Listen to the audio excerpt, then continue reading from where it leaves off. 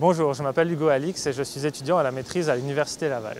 Aujourd'hui, je ne pense pas faire fausse route en disant que le maïs en silage est un pilier majeur dans la production animale pour l'apport d'énergie dans les rations, même s'il existe d'autres systèmes très performants qui arrivent à s'en passer.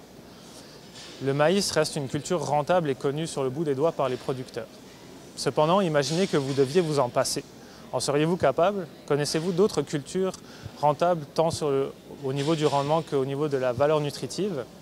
Eh bien, même si vous répondez oui, je pense que je vais vous en faire découvrir deux nouvelles aujourd'hui.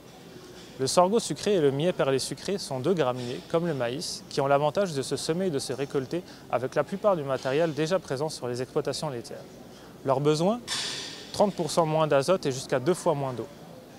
Au niveau des rendements, le sorgho et le millet s'équivalent à peu près au maïs. Au niveau de la matière sèche, le sorgho et le millet oscillent entre 24 et 29% de matière sèche.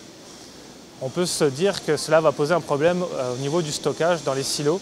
Les silos risquent de geler, l'ensilage de moisir et on risque de perdre notre récolte. Mais la littérature mentionne que ces deux espèces sucrées, en fait destinées à la base à la production d'éthanol, permettraient d'obtenir un bon ensilage. On a fait des essais de mini-silos et on s'est aperçu que l'ensilage était de très bonne qualité à la sortie. En plus, lorsqu'on regarde la digestibilité des fibres MDF de ces deux cultures, elle est 10 à 12% supérieure à celle du maïs en silage.